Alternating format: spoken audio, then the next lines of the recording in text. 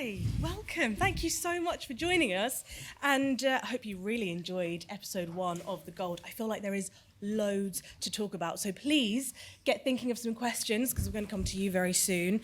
Just a heads up that the Q&A is embargoed until the 6th of February.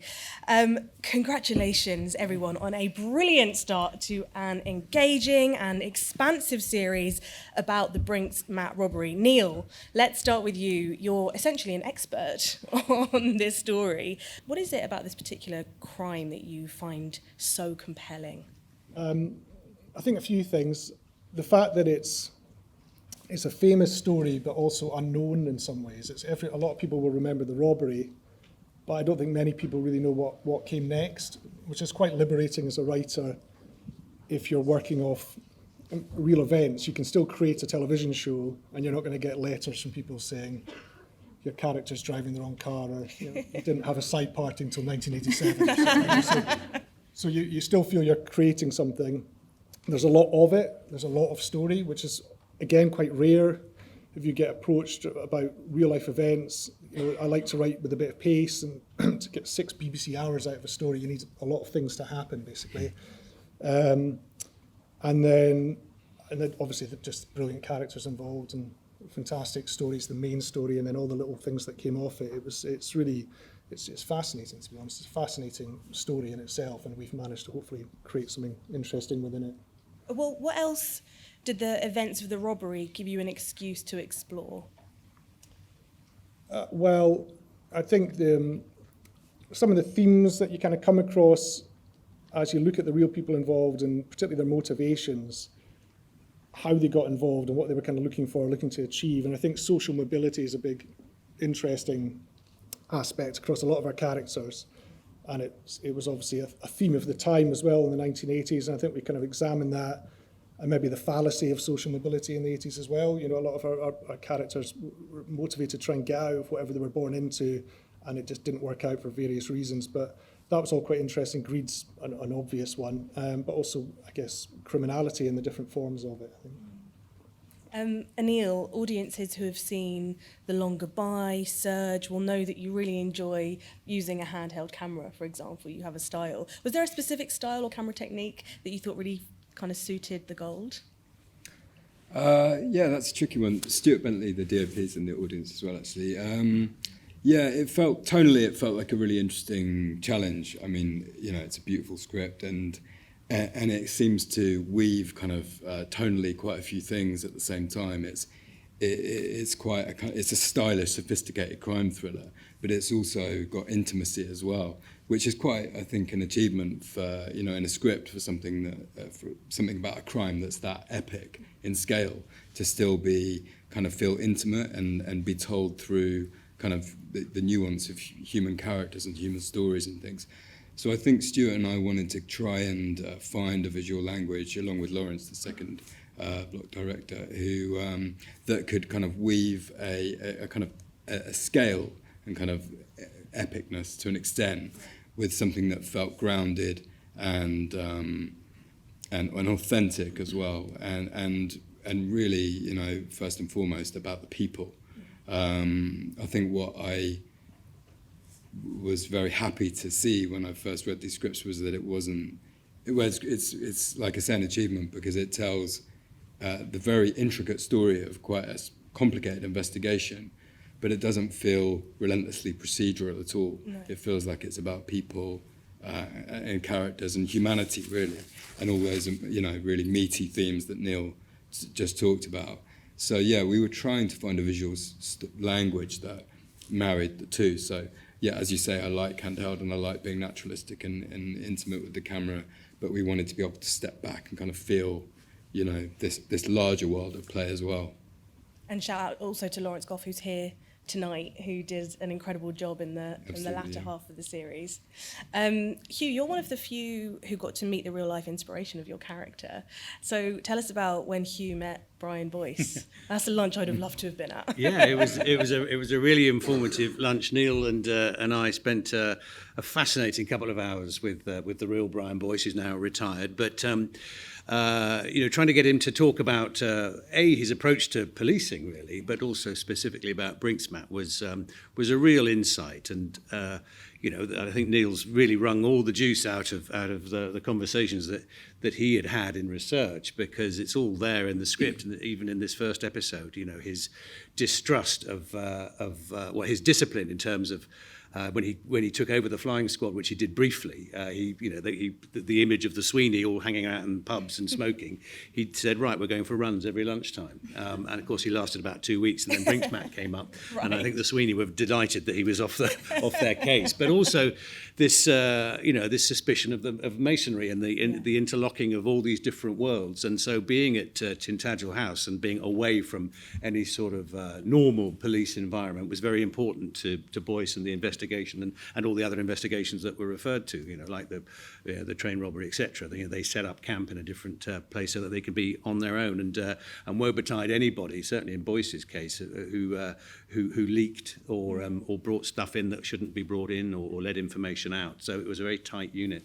Were there any kind of nuggets when you were watching him, speaking to him, that you thought, I'd really like to include that perhaps wasn't necessarily what he was telling you, but just... Well, he was very interesting about particularly his earlier career. I mean, he grew up in North London. His father was on the market in Berwick Street, and grew up, as it's referred to later in the story. I mean, you've really done your research really well, actually, because he referred to the fact that he was brought up with the bombs. Him and his mum hiding him under the kitchen table as the bombs fell during the Blitz, and so but his father absolutely, not hammered into him, that's the wrong word, but dictated the sense of right and wrong, and that was Boyce through and through, I think.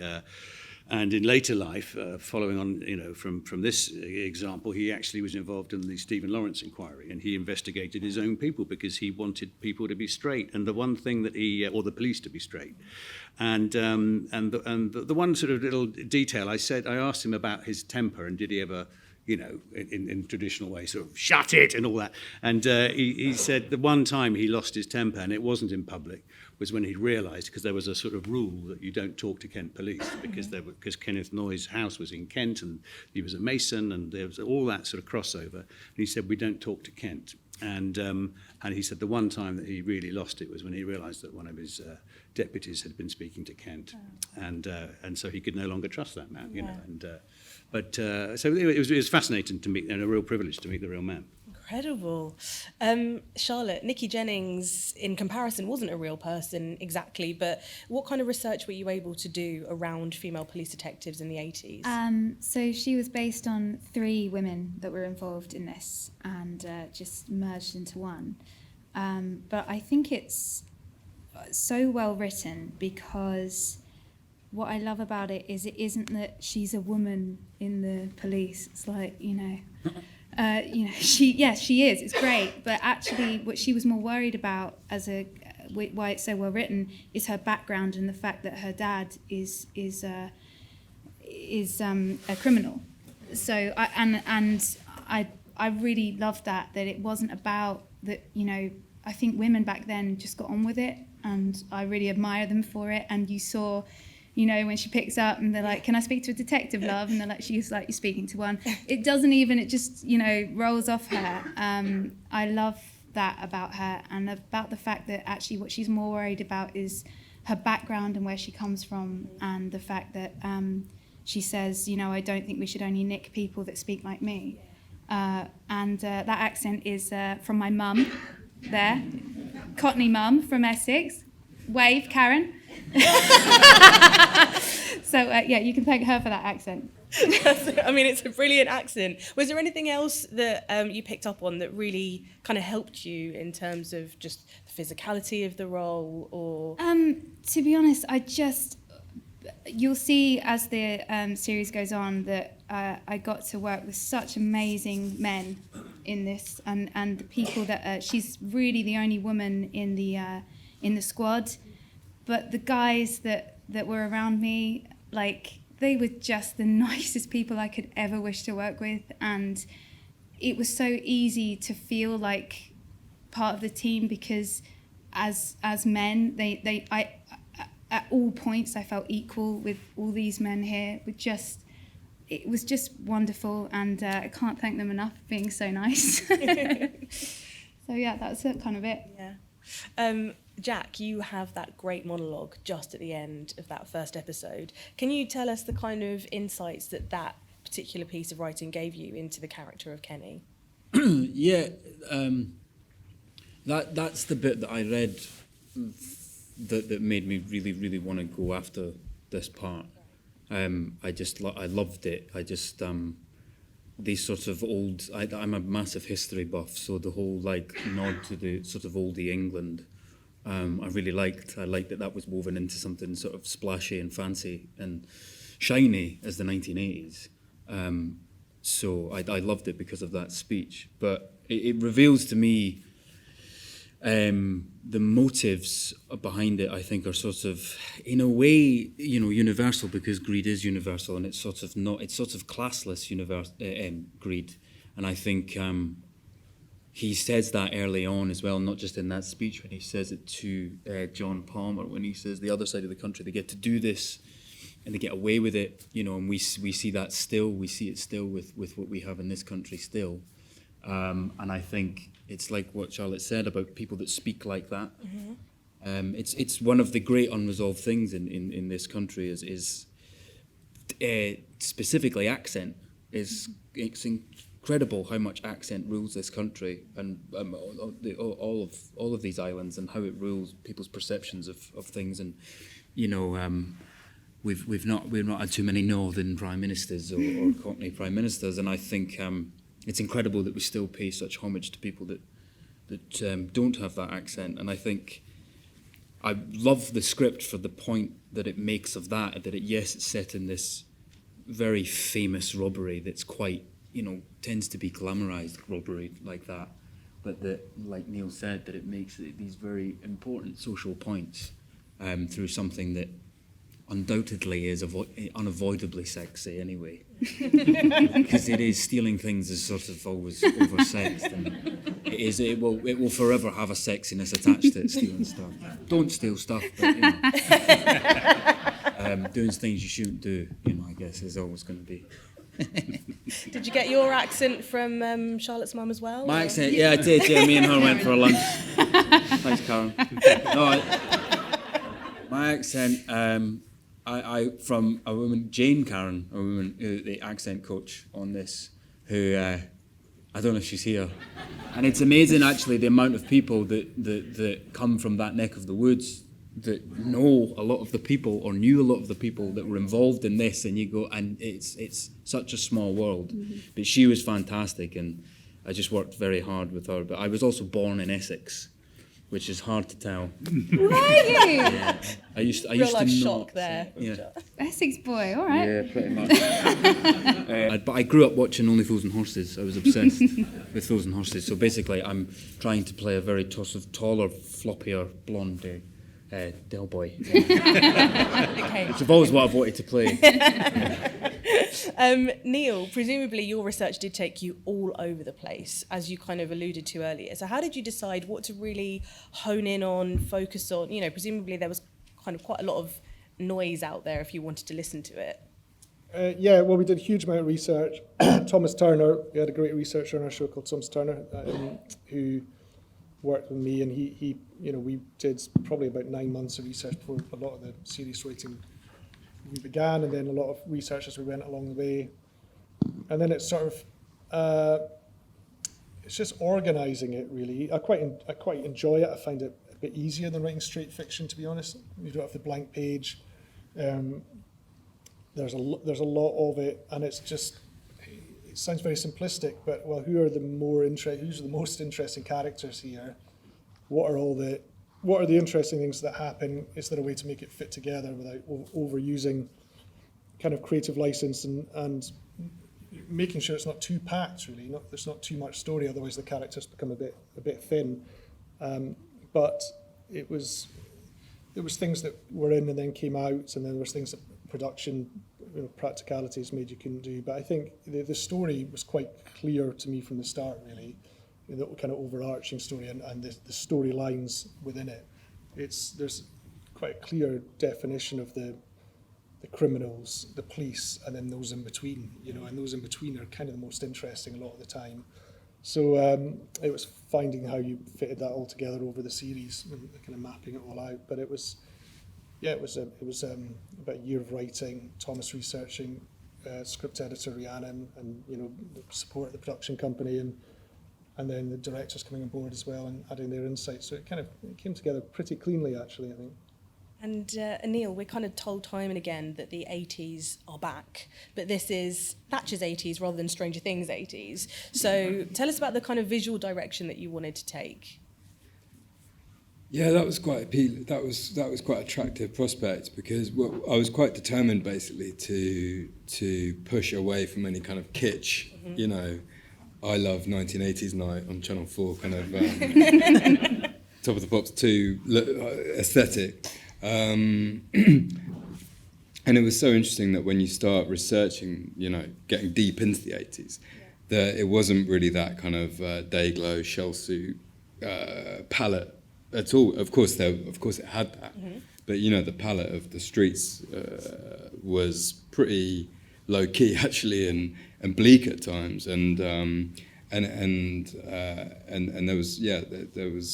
was so much that was quite understated and stylish about it in a way. It was amazing working with people like Grace Snell, who was the costume designer, who went really deep into the research and had just come off films like The Souvenir, you know, which was kind of perfect in many ways. Different kind of worlds for sure, you know. There were no film school students kind of quaffing Sauvignon Blanc in this. But, You sure? So that was really interesting to talk to her. And I mean, the costume unit for the show was there was a real army behind that, kind of making original outfits and things like that. It was really great to see, and same with production design and makeup. Lisa Mustafa, the makeup designer, is in the audience, I think. It was great to get into the kind of real, 80s, rather than the kind of the pastiche one that you often see, and try to kind of find the right palette that had a kind of richness to it without being poppy, I suppose. And a kind of naturalism, whilst also having a kind of little bit of splash, like Jack said about it, you know. That was really great to figure out with all the HODs and Stuart, and in fact beyond the shoot, in the grade and everything. It was a real pleasure. But yeah, the 80s was kind of, it's different to the sort of shorthand version that often comes to mind, I think. And that was an interesting process. That sort of means that all of your transformations weren't so extreme, I suppose. They were all quite subtle, I think, for all three of you, really. But were there any particular parts about your outfits or looks that really helped you get into your character, Hugh? Well, I just want to pick up on the thing about the 80s. The one thing about, you know, if you're setting it in that period and you're doing car chases, is that the cars, of course, are 40 years old, and trying to drive them at great speed through South London led to a lot of burnt clutches, and there was quite a few moments, weren't there, when we had to sort of stand there wafting the front of the car and hoping it would calm down. But it was great. Just that lockup, which is so atmospheric and already, even though it's sort of it gets a sense of a new build, you can already feel that it's beginning to crumble and peel and everything else. And that was what I loved about the texture that Neil and the design team really created there. That it does have this element of the shiny 80s, but actually you don't have to scratch very far to find that it's crumbling. And of course the whole image of Docklands, which is just this wasteland when Dominic Cooper's character first is standing there, and then you think, wow, it's not that long ago, and that's where all the money went. Yeah. I know, that was a real wow moment watching that. Jack, your character is often is kind of straddling multiple worlds almost. So he does transform a few times. Was there anything in particular that we see him as a Freemason at one point, proper outfit and everything. He's also a bit of a wide boy, but he knows when to dress up smartly. He kind of knows everything. So tell us about any particular favourites of his, appearances? I mean, all of it was just such a joy to wear because it's just in many ways utterly ridiculous. Because the peacocking is really, really strong through all of this. And I think not just from him, but that's where it was a lot of fun. And obviously the added benefit, if you're an actor, if you play a character who is trying to play a character and then play another character, it really excuses your lack of specificity in your performance, and you get away with it. It's really different. Because I didn't know what I was doing that day or whatever. So it really sort of does help. But Grace, for example, with the clothes. The clothes were superb. I mean, I remember a day, I think the week when we were shooting a lot of the stuff inside the Kenny household, Grace and I were just constantly going up and down the stairs changing, because we changed clothes so often, changed watches, different kind of gold watch, a different kind of ring, and it was just such great fun. And sort of going for sort of a more sporty, casual Kenny. What would he be wearing of an afternoon before he gets that phone call? Has he just played squash? Right. Or something like that. That's where it was great fun. But everything was just sort of ridiculous, but also made you think, why don't I wear this now? But it was wonderful. And I also, I personally, I put on quite a lot of weight for it, because I did think myself a strange choice to play this part, even though I wanted it so bad, and I thought of, he needs to have a bit more beef. So I did. So I worked with a very, very talented personal trainer who's actually an ex-boxer from South London, and he's here tonight, called Chris, and he kicked the living hell out of me for about 3 months, and including over Zoom when I wasn't there, and it's really fantastic when you that is not just my work on screen. That's a lot of different people have built that person literally in Chris's regard. But yeah, it's aesthetically it helps in the way it looks, but it's also lovely to feel yourself, hold yourself in a different way, and it just means you act less. Sure, that's not true. Charlotte, you share a lot of scenes, obviously, with Eamon Elliott, who is also brilliant, and you two just have such a brilliant dynamic. So tell us a little bit more about how that dynamic develops, and also what did the bonding of you guys look like on the set of The Gold? He's just quite honestly, everyone here will probably agree, Eamon is probably the nicest person ever to work with. Yeah. Good, because I've loved him for so long. He is so nice to hear truly one of the nicest people you could meet. So it was really easy. I think it's more him putting up with me than the other way round, to be honest with you. But we just, we got on so well that we would joke around in between. And actually, Anil told me that there's bits that they kept of us messing around. So I think in the next episode or something, there's a bit where Boyce tells us, gives us our orders, and then we do this.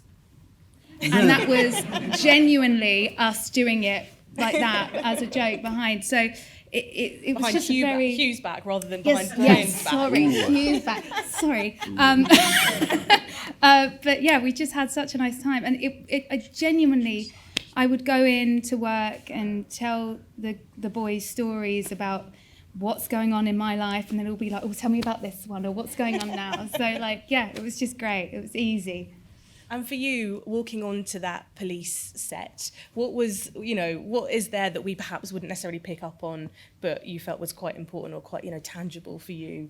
The phones. Oh. I love the phones. I just kept picking up the phones because I was obsessed with them because they have wires. It was twisting myself up and picking up the phone like a child does, in play where they pretend. Yeah. I would find myself not being filmed, picking up the phone, as if I was. It's just nonsense like that. It was just playing with the set, basically. It was amazing. There was a lot of great stationery. There was so much good stationery. In that day. I tried to pull rank a few times by insisting I have a telephone which at least had a couple of buttons on it, so calls could be diverted. And it was great fun actually dialing. Yeah. Going tick tick tick. Yeah. You youngsters doing it? No. Neil, the word villain is used multiple ways in really interesting ways. It comes up later as well, kind of throughout the series. So tell us about the context of that word, villain. I suppose, again, it's a bit like what I said earlier in terms of trying to get away from the black and white reading of it, and it's the kind of, I don't think, no one in the show is an out and out criminal in that their whole world is dictated by criminality. They've got families and lives and aspirations, and criminality is a tool which they're trying to use to achieve something. Like why people do crimes is far more interesting than the crimes they do, and it's showing how that criminality spreads through the kind of white collar, I suppose you'd call it as well, criminals in the show, and how at a base level their aspirations are exactly the same as the robbers that burst into the Brinksmat depot, and how they're treated differently as well, how crime's treated differently in the different social strata. And this is an unusual crime in that it goes across society. It starts very small with that robbery, and then it spreads across society, and it spreads internationally as our show goes on. And it's interesting that even the police, it was such an influential crime, the Brinksmat crime. It did change crime and policing, because everyone was out their depth. Right? The robbers stole the gold, and they were out their depth because they didn't know what to do with it. So they went to Noy and Palmer. They knew how to smelt gold, but they didn't know what to do with all the money that was generated. They were out their depth, so they went to Cooper and Parry, and they knew how to launder money, but they certainly didn't know how to deal with criminals, and they kind of panicked when they had to. So everyone was out their depth, and everyone had to learn these new skills. And crime, a robbery like the Brinksmat would always be up to $1 million or $2 million, and it would have been fenced through Hatton Garden, and it would be gone. And the people that would benefit from that were working class criminals, largely from Rotherhithe in South London, because Rotherhithe had this great criminal tradition coming off the wharfs of stealing and resetting stolen goods. But it was just too much. So it changed crime. These new relationships were forged between working class and professional criminals as a result of the Brinksmat robbery. And it changed policing because they didn't know what to do when it came to money laundering. They knew how to chase Mickey McAvoy, but they didn't know how to chase the money launderers. They didn't really know how to investigate money laundering. So what you think of as a villain, maybe at the start of the show when you see the robbery, maybe changes as you watch the show, and what you think of as policing probably changes as well. So it's all these things are very malleable. I think that's what I'm trying to say. I also think controversially that that actually you've got to have a lot of gall to go up and physically rob a bank. It doesn't happen anymore. If anyone steals money, it's all done over the internet now. This is kind of, in a way, sort of like one of the last. And like them or hate them, you've got to have a lot of gall to do that. And in a way, it's sort of like a slightly modern Western, that they were the last bank robbers to a degree. I kind of like that. So, but it's true. Our sympathies kind of shift throughout. At the end of the first episode, I was like, I don't know whose side I'm really on here, which is quite unusual for like a cops and robbers type show. So was that something that you felt throughout filming? Jack? I'm trying to. Yeah, I mean, I definitely think that you've got to, in a way, you've got to support your character, even if from an outsider point of view, a viewer or a reader of what they did, what they didn't do, might not agree with how you want to live your life. You've got to, if you're playing a character, you've got to support them and try and find out how you want what they want and why they wanted it. And I mean, that's the great joy of, I think, of doing what we do, is that morals, you chuck your own morals out of the window. It's great. But with absolutely no consequence. It's wonderful what we get to do, because we get to call people an arsehole and there's no consequence to that. We get to pretend to rob a bank and we go back to a hotel at night. So it's quite, it's a lot different. And I think my sympathies never changed through all of it, and where it goes it's a spider's web where it goes. But my sympathies definitely changed with who I felt for, who Jack felt for. That's for sure, because I don't know. I think that's the wonderful thing about what Neil has done with this is that I don't know who you really care for, really. But I know you care for all of them at some point. At some point, for sure, yeah. Just before I come over to the audience, Anil, I just wanted to talk briefly about seeing the gold melted down, because I loved those scenes. They were amazing, and seeing the gleam on the faces of the men, and tell us about bringing those moments alive. The decisions you made when it came to portraying the gold itself, the danger and the beauty. Yeah, well, I think that was really key, because in a sense you could think of that as just too literal to get bogged down with, and that's just a kind of the substance, but actually it's really important, and it plays a different role than I think cash does or something, because it's got this ancient kind of mystic intoxicating kind of appeal to human beings, and I think we're all, it's this kind of magical substance which we relate to completely differently to other stolen goods or something. So, and I really enjoy that moment where Jack shows it to John Palmer, and you can see the kind of glint, which wasn't actually augmented. That is just how gold and light kind of works. Like that glint, the gold on his face, and that kind of the way Tom Cullen plays that kind of moment of just being completely entranced by it. It's really special. So we with the composer Simon Goff, we kind of worked to just have a subtle kind of the gold has its own kind of sound that is kind of minimal, but it comes in when that gold is at play and stuff. Yeah, I think it was really important. I remember hearing some fact that I'm probably going to massacre about gold. Vague fact. That the amount of gold on the planet could fill like I think 30 swimming pools or something. So there's a really finite amount of this. That doesn't sound right. Just trust me. How big are the pool? 50 Olympic size swimming pools, something like that. No, but I think check it out. Yeah. I've got one of them. No, I think I genuinely. Let's not get bogged down. No, but there is a really a surprisingly kind of finite amount of this stuff in the world, and we all want or have a kind of little piece of it. Yeah. What is a fact is that I think that does sound about right, but also, and this might be slightly wrong from memory as well, but there's something ridiculous with gold, like 90% of the gold ever dug up is still in existence. So that's how valuable it is. People don't lose gold. Right. No, I don't think that. No. And the other 10% at the bottom of the sea. So they say, you even know where that is. So just two different facts to play with.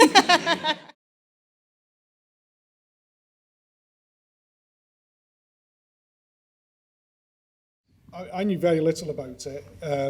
I knew of the robbery, but again, it came out a lot from the research process we went through in terms of how a lot of the things that happen in this show are not widely known.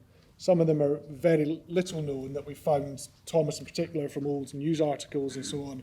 There's never been a kind of end point to the story. There's never been a big climax. It's been dribs and drabs over decades of court cases and charges being dropped, which often don't make the papers, and things like that, or foreign court proceedings, which just didn't filter back here, or court proceedings that happened, but people didn't realise it had a Brinks-Mac connection until later. So, we find a lot of fantastic investigative journalism from the 80s and 90s, which isn't online, so again, you have to kind of piece it all together. So it's a very disparate story. And the fact that you don't know much other than the robbery, I think you'll be in the vast majority of cases, to be honest. Hugh, do you remember it? Well, pretty much what he said. I can remember it being headline news, but as you say, what happened next? And this is what I think is so wonderful about the series you've created. We begin to find out what happened next. And as you say, it's still rumbling on. It's not been fully tied up, and will it ever be?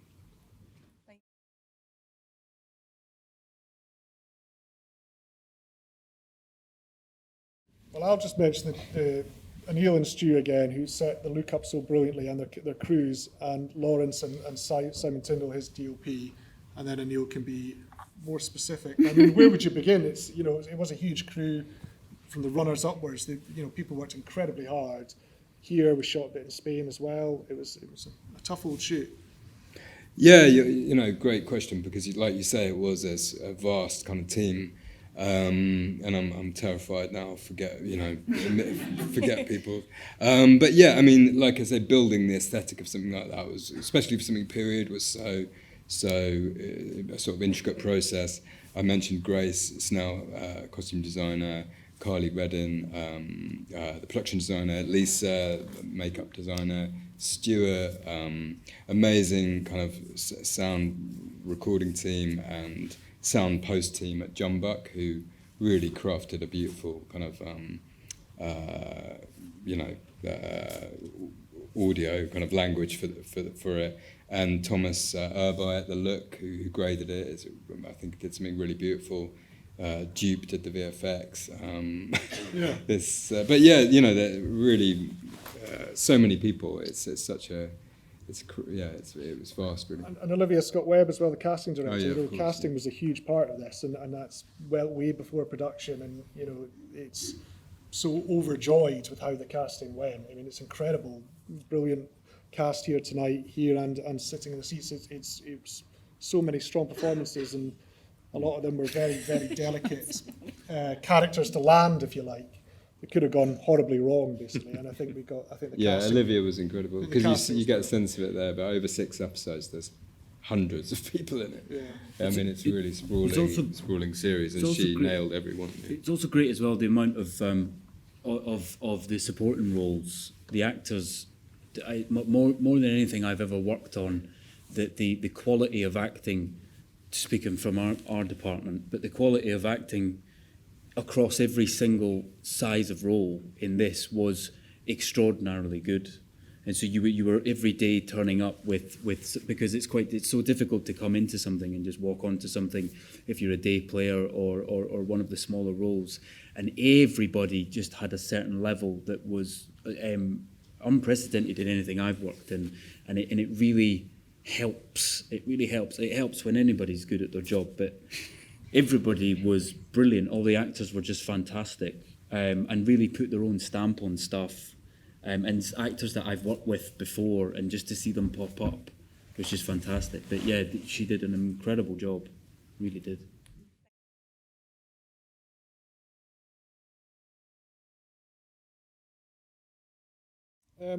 Well, I'm confused when creative license is used in a kind of pejorative way, because I mean it's the necessity of dramatising it, and it's, you know, the thing about real life is real life is unbelievable.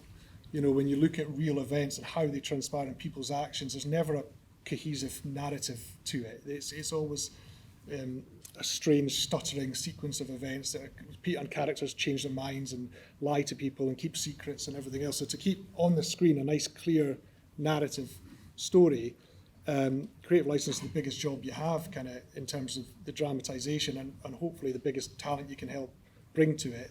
I think in terms of where you feel, I think you feel instinctively uncomfortable when you think you're using it wrongly. You're using it to kind of create a spiky moment of the drama, but you're being overly unfaithful to someone's motivations, I think in particular, or how you're reflecting the relationships of those around them. You know, people who maybe would identify themselves in the show. But I think the creative license I see as a positive influence to bring to these kind of shows. It's not factual drama. It's inspired by events, which I much prefer as a writer, and I think you can get better results from that. But I don't think we've ever done anything in the show that we would feel uncomfortable with. And you can also use creative license in a kind of front-footed way sometimes to protect the innocent. You know, that's often a usage of it, is to protect those who you maybe wouldn't want to be identified in roles that they have within the show because they are a secondary, position within it. So it's a positive tool to employ, I think, and I think hopefully we employed it responsibly.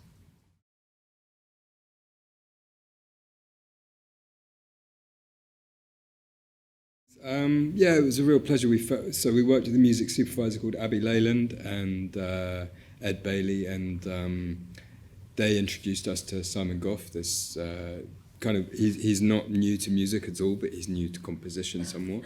He's a musician in his own right. He was also kind of sound engineer on things like Chernobyl and Joker and things like that. So it felt like it'd come from a really interesting kind of, but then, was creating his own music as well. And I think it was really key here because I talked about not being, wanting to create a particular kind of visual language for this era. What we didn't want to do was make it a kind of 80s homage. We also wanted to create a show that felt in its own way kind of timeless and even contemporary, actually, because at the end of the day, this isn't screening in 1983, it's screening in 2023, and you want it to feel like a kind of relevant, exciting and kind of modern show in many ways, despite the era it's set in.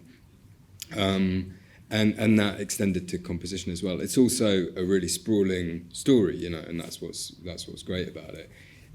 Quite different to a lot of the films or stories I've told, which have often been quite kind of singular narratives about one person or something. So this was really interesting, and music played a really important role in providing this kind of cohesive, cohesion through all those narratives, because it moves quite fast. It's so lean. The script and the show, it dips into people's lives and then comes out as soon as you've kind of like got what you need from it. And something moving at that pace through so many narratives and characters, I think music becomes hugely important. And we wanted to create a kind of score that felt kind of taut and sophisticated and kind of had thriller elements in terms of kind of genre, I suppose, but something that just felt, timeless and kind of beautiful in its own way, I hope. And then when it came to commercial tracks, I was quite keen that we really earn those moments, Jack's character's listening to New Order in the car at one point, and then at the end, this Echo and the Bunnymen track comes in. So tracks from that era, but perhaps kind of, but not just we didn't want to kind of blanket the show in the hits, kind of thing. We wanted to kind of earn those moments and enjoy those moments where music does come in, I think. And for everything else, we worked with Simon to find our own kind of sound, I suppose.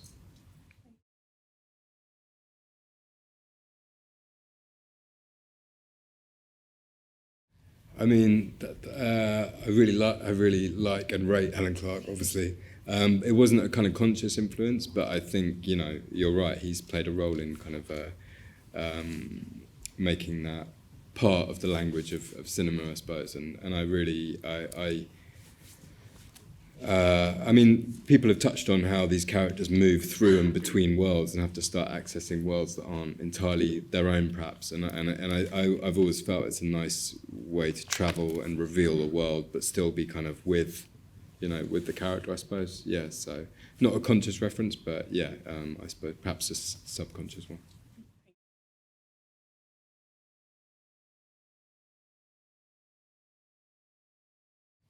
So that gold thing, that was a QC in one of the court cases made this point in his kind of summary to the court, that because so much of the gold it was smelted by Palmer and others, crudely disguised, and so it came out pure, and to sell it back into the market, they had to disguise it. So they smelted it, they added kind of elements such as copper coins and things, and they reduced the purity, and they took off the serial numbers, and they sold that back into the British gold market. They went to Asses and had it hallmarked, and so they took obviously less money than they got for pure, but they were essentially laundering the gold. Because so much of it got sold back into the British gold market, there was only a few wholesalers. It then gets melted again, and any new jewellery that was created in Britain after 1984, certainly in those first few years, it's very likely the stock gold used in that jewellery would have contained traces of the Brinksmat gold, because it had been sold back into the kind of greater pool of gold, if you like. But even more interesting to that is the gold was owned, Brinksmat gold was owned by Johnson Matthey. There was only 4 wholesalers in Britain at the time, including Johnson Matthey, who then bought back some of that bastardised gold. So Johnson Matthey essentially bought back some of the Brinksmat gold that they'd had stolen from them. So yeah, absolutely, jewellery that was made in the 80s is entirely possible that an element of that gold and jewellery contained the Brinksmat gold, and if that's now been passed down British generations and is in the family, people at home will have jewellery all over Britain that contains traces of the Brinksmat gold. In terms of how it's still very present today, one of the biggest things is London. I mean, the Brinksmat robbery literally changed the shape of London. So the Docklands, as we'll go on to see in the show, and it's not a kind of major spoiler, but a lot of the proceeds, once it had been laundered in various ways, went into the Docklands in those very early days of Docklands development, where there was a lot of corruption with the authorities down there, and they were buying up the old wharfs one way or another, rezoning it and getting planning permission and selling it on. So there is a number of wharfs. I can't. Thomas, the researcher, would be able to tell you the names of them. But there's half a dozen very well-known wharfs down in East London now that are sort of cathedrals of flats and bars and restaurants. They're all built on Brinksmat money as well. What I love about this is that it makes you go off and do your own research as well on the side. It's that kind of programme. I'm so sorry we don't have time for any more questions, but thank you so much to everybody who asked one. And please give it up for our wonderful panel. Thank you so much for joining us.